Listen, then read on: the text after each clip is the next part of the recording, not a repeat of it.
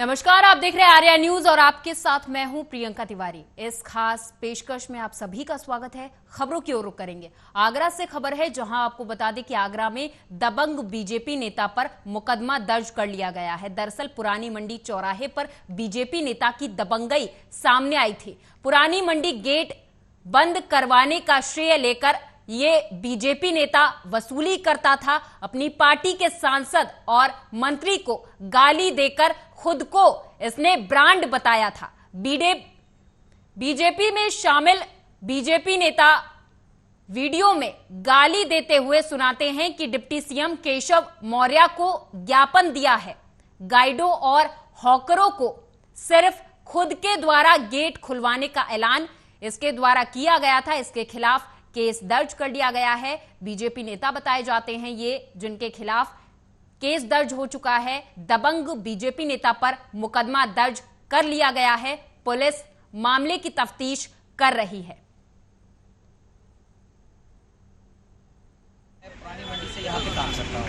Licence guide हूँ मैं। मेरा नंबर 466 है। अब चालू है दोबारा। मेरा नाम एजाज अहमद है। मैं पुरानी मंडी से काम करता हूँ यहाँ पे, ठीक है। और क्या है कि अभी कुछ दोपहर को कुछ लड़कों ने मेरे पर हमला करा। तो एक का नाम प्रदीप राठौर है, दूसरे का नाम लक्की और सजल, ठीक है। ये क्या है कि हम यहाँ पे अंदर से अपना नंबर वाइज अपना काम करते हैं। तो अमित पाठक जी ने यहाँ पे हमारा बोर्ड लगाया था। अमित पाठक जी ने बोर्ड लगाया था यहाँ पे, ठीक है। हमें यहाँ पर कर दिया था। और लेकिन क्या है कि कुछ दबंग आए उन्होंने। और इस बीच उन्नाव से बड़ी खबर सामने आ रही है। आपको बताते चले, उन्नाव से बड़ी खबर, जहां पर विद्युत विभाग की लापरवाही से युवक की मौत हो गई। 11,000 की लाइन की चपेट में आने से युवक की मौत हो गई। बीघापुर थाना क्षेत्र के मगरायर गांव का यह मामला बताया जाता है, जहां पर 11,000 की लाइन की चपेट में आने से एक युवक की मौत हो गई। यहां पर विद्युत विभाग की लापरवाही सामने आई है।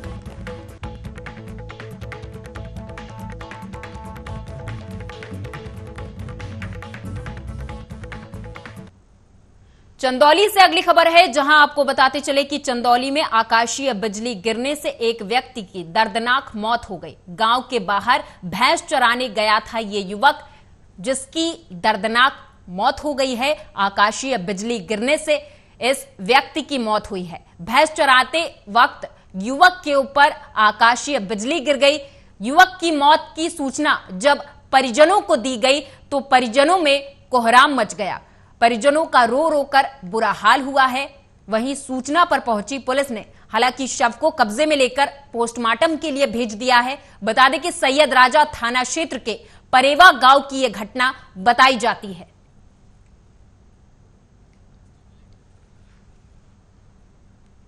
अगली खबर मामला फतेहपुर जनपद के खागा तहसील की है, जहां पर खकरेऊ थाना क्षेत्र के कोट गांव की रहने वाली 60 वर्षीय छितिया यमुना स्नान करने गई थी। तभी पैर फिसलने से गहरे पानी में डूब गई। तो वहीं पास में कुछ नवयुवकों ने हादसा देख अपनी जान जोखिम में डालकर डूब रही महिला को यमुना नदी से बाहर निकालकर महिला की जान बचा ली है।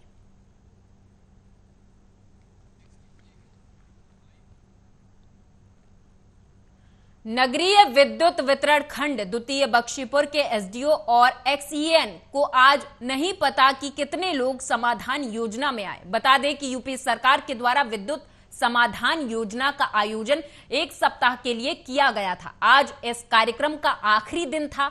इस योजना के तहत विद्युत उपभोक्ताओं को सहूलियत देते हुए उनकी समस्याओं को संबंधित अधिकारी सुन के उसका निस्तारण करने का प्रयास करेंगे। लेकिन 1 सप्ताह में कितने लाभार्थी इस योजना के तहत अपनी विद्युत संबंधित समस्याओं को लेकर यहां पहुंचे और कितनी का निस्तारण किया गया। लेकिन बख्शीपुर उपेंद्र पर ना कोई रजिस्टर दिखा, ना फरियादियों की डिटेल। जब रजिस्टर के संबंध में अधिशासी अभियंता और एसडीओ से बात की गई तो आनन फानन में एक कर्मचारी अंदर से एक रजिस्टर लेकर आया और इधर उधर दिखाने लगा। अधिशासी अभियंता के द्वारा रजिस्टर को लेकर पहले तो कोई जानकारी नहीं दी गई। तत्काल में एक छोटे कागज को देखकर मीडिया को बताते हुए उन्होंने जैसे तैसे छुटकारा पाना चाहा और बताया कि प्रतिदिन लगभग 40 लोग आते रहे हैं। आज भी लगभग 40 लोग अपनी शिकायत लेकर यहां आए थे, जिनमें 35 लोगों की समस्याओं का निस्तारण कर दिया गया है। इन सबके बीच समाधान योजना में रजिस्टर नदारद दिखी। लोगों की समस्याओं को ना तो रजिस्टर में अंकित किया जा रहा था, ना ही उनका नाम, पता, मोबाइल नंबर नोट किया जा रहा था। इससे सीधे तौर पर कहा जा सकता है कि शासन की इस महत्वाकांक्षी योजना की खानापूर्ति करने में विद्युत विभाग बख्शीपुर, गोरखपुर लगा हुआ है। 40 लोगों की शिकायत या समाधान के लिए लोग अभी हम लोग अप्रोच किए हैं, जिसमें लगभग 35 का जो है वो निस्तारण किया जा चुका है और 5 ऐसे बचे, 22 का निस्तारण किया जा चुका है। 13 मीटर बिल थोड़ा गलत संबंधी है तो उसको वेरीफाई करने के लिए भी भेजा गया है। तो लिस्ट रजिस्टर में वैसे टोटल अभी तक ऑन एवरेज देखा जाए तो लगभग 40 प्रतिदिन के हिसाब से अगर आप जोड़ें तो 100 सर एक रजिस्टर मेंटेन होना चाहिए। हाँ, रजिस्टर मेंटेन सबके नाम लिखने चाहिए। अरे मैं लेते हैं। रजिस्टर मेंटेन है और आपको ये भी बता दूं कि बनारस एमडी ऑफिस से भी लोग आए हैं, ऊपर आला अधिकारी आए हैं, यहाँ पर पूरा रजिस्टर की जांच करके। बरसाना थाना इलाके के गांव भड़ोखरा में चल रही अवैध हथियारों की फैक्ट्री का पर्दाफाश करते हुए फैक्ट्री में बनाए जा रहे हथियार के जखीरे को पकड़कर बड़ी कामयाबी पुलिस को हासिल हुई है। मिली जानकारी के अनुसार बता दें कि पिछले कई वर्षों से थाना बरसाना के गांव भड़ोखरा में अवैध हथियारों का धंधा जोरों पर था, जिसकी जानकारी मथुरा पुलिस अधीक्षक को होने पर अभियान चलाकर बरसाना पुलिस ने गांव भदोखरा के जंगलों में बनाए जा रहे अवैध हथियारों के साथ पुलिस ने 3 अभियुक्त रमेश, राधाकृष्ण और गजेंद्र को अवैध हथियार बनाते हुए रंगे हाथों पकड़ लिया है। पकड़े गए तीनों आरोपियों से पुलिस ने हथियार बनाने के उपकरण सहित 3 देसी तमंचे, 1 अधिनिर्मित तमंचा, 315 बोर सहित 110 315 बोर के कारतूस मौके से बरामद कर लिए हैं। वहीं पकड़े गए आरोपियों ने अपना जुल्म कबूल करते हुए पुलिस को बताया कि वो अवैध असलहे और कारतूस बनाकर पड़ोसी राज्य राजस्थान और हरियाणा में सप्लाई करते थे।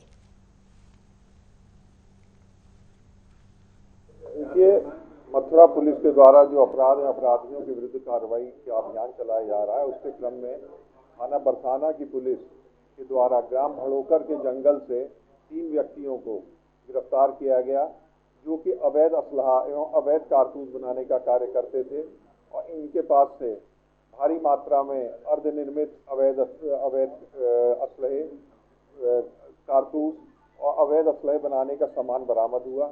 इन लोगों को गिरफ्तार करके मुकदमा दर्ज किया गया है तथा अग्रिम वैधानिक कार्रवाई की जा रही है। देखिए, इसके संबंध में अभी जो है इनके और साथी हैं, उनसे पूछताछ की। अगली खबर मथुरा से है। बताते चले कि मथुरा में नवागत जिलाधिकारी पुलकित खरे ने सर्वप्रथम श्री कृष्ण जन्मभूमि और श्री बांके बिहारी जी के दर्शन पूजन किए। इसके बाद कोषागार पहुंचकर अपना पदभार ग्रहण किया। पदभार ग्रहण करने के बाद कलेक्ट्रेट सभागार में पत्रकारों से बात करते हुए उनसे परिचय किया।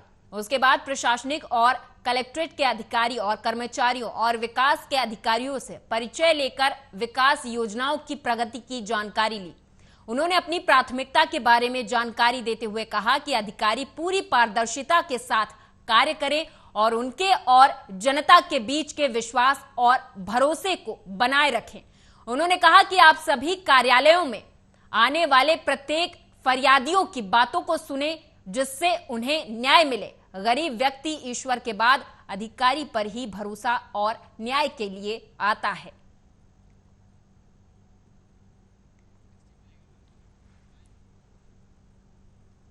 रायबरेली से खबर है, जहां आपको बता दें कि संदिग्ध परिस्थितियों में महिला का घर के अंदर लटकता हुआ शव बरामद हुआ है। तो वहीं महिला का शव बरामद होने से हड़कंप मच गया। बता दें कि परिजनों की सूचना पर पहुंची पुलिस ने शव को नीचे उतरवाया और कब्जे में लेकर पोस्टमार्टम के लिए भेज दिया है और आगे की जांच पड़ताल में जुट गई है।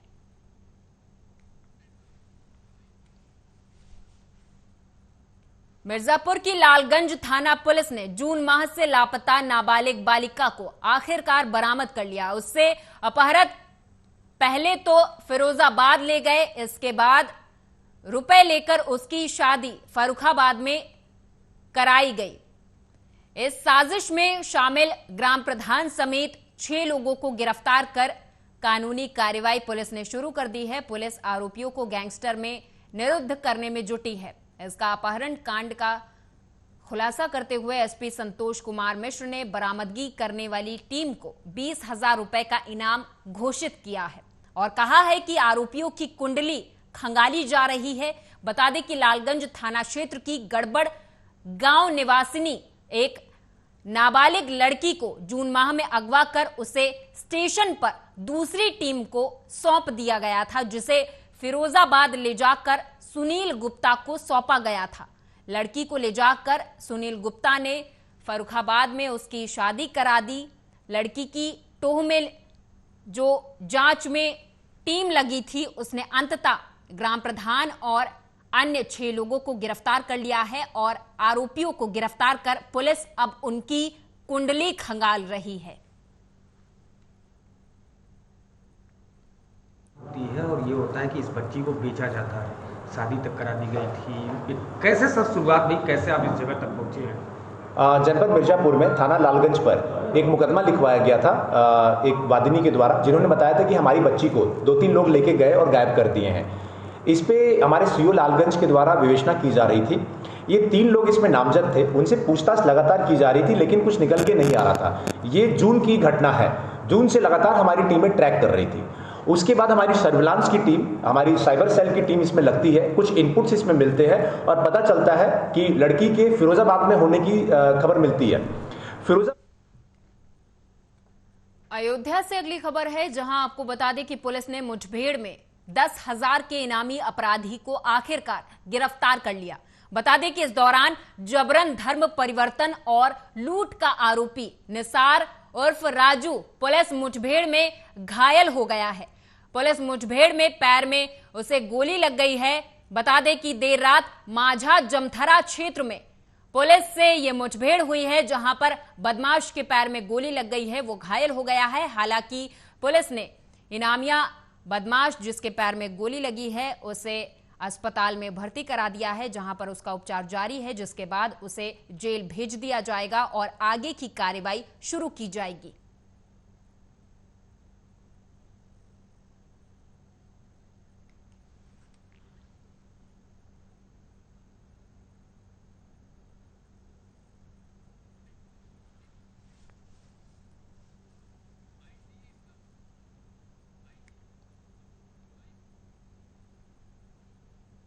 और इस बीच फतेहपुर से बड़ी खबर सामने आ रही है। आपको बताते चले कि जनपद में एक बार फिर से तबादला एक्सप्रेस शुरू हो गई है। पुलिस अधीक्षक कार्यालय से जारी हुई लिस्ट, एक निरीक्षक समेत 12 उप निरीक्षक के हुए तबादले। प्रशासन को चुस्त दुरुस्त बनाए जाने के लिए किए गए हैं ये फेरबदल।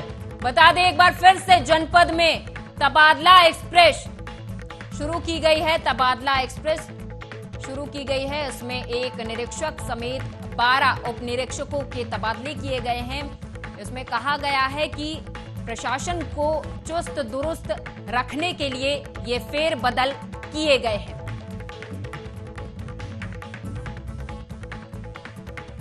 तो जनपद में एक बार फिर से चली तबादला एक्सप्रेस, एक निरीक्षक और 12 उप निरीक्षकों के तबादले किए गए हैं। पुलिस अधीक्षक कार्यालय से लिस्ट जारी कर दी गई है। प्रशासन को बेहतर बनाए रखने के लिए ये फेरबदल किए गए हैं।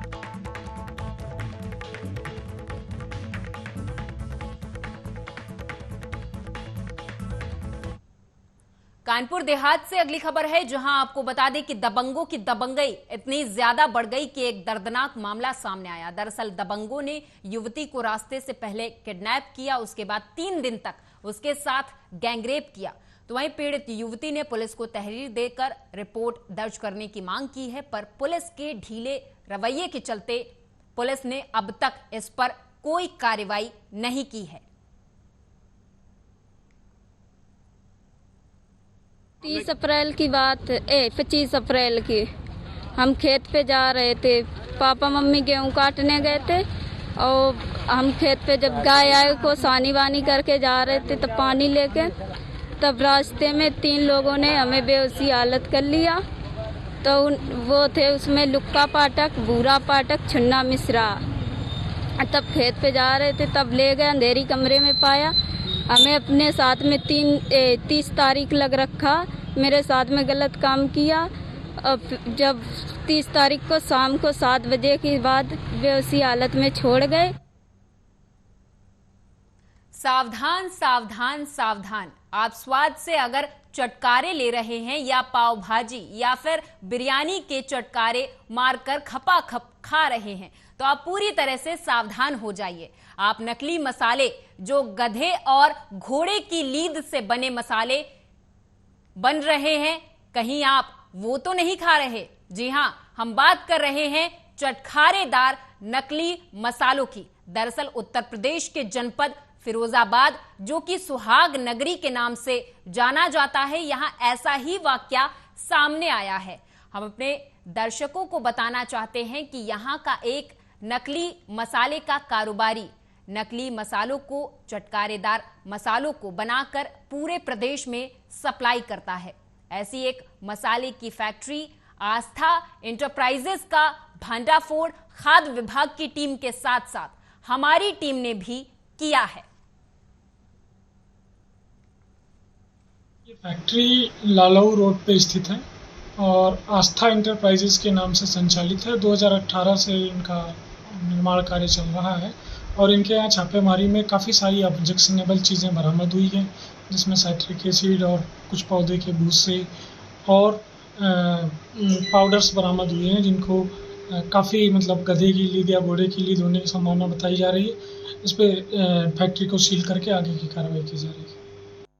ये फैक्ट्री लालऊ रोड पे स्थित है।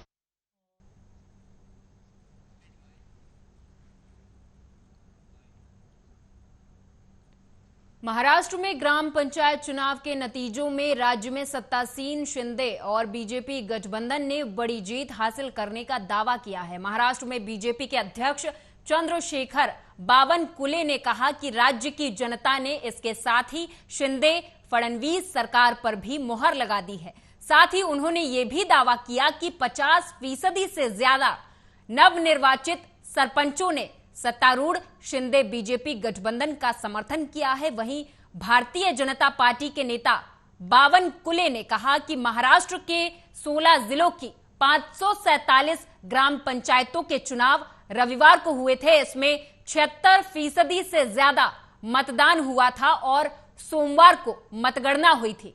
ऐसे में ये ग्राम पंचायत चुनाव दलीय के आधार पर नहीं हुए थे, लेकिन जीत के बाद 50% से ज्यादा सरपंचों ने हमारी गठबंधन सरकार का समर्थन किया था।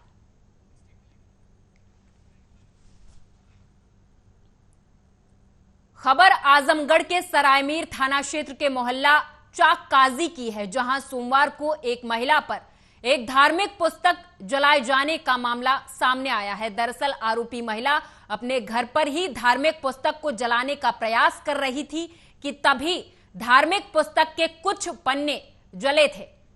बता दें कि दूसरे समुदाय के एक व्यक्ति की इस पर नजर पड़ी। महिला की इस हरकत को देखकर वो आग बबूला हो गया, जिसके बाद थाने में जाकर एक पक्ष ने महिला के खिलाफ रिपोर्ट दर्ज कराई। इस आधार पर ही पुलिस ने 2 समुदायों का मामला देखते हुए आनन फानन में महिला को हिरासत में लेकर थाने ले आई, जहां आरोपी महिला से पूछताछ शुरू कर दी गई है। मामला 2 समुदाय के बीच होने के चलते एएसपी यातायात भी मौके पर पहुंचे और जांच पड़ताल में जुट गए हैं।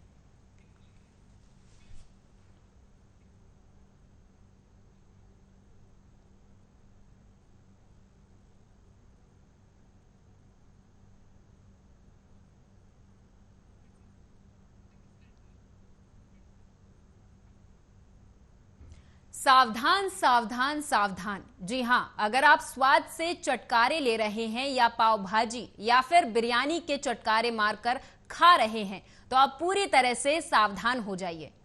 एक ऐसा ही मामला सामने आया है जहां पर आप सभी को सावधान होने की जरूरत है।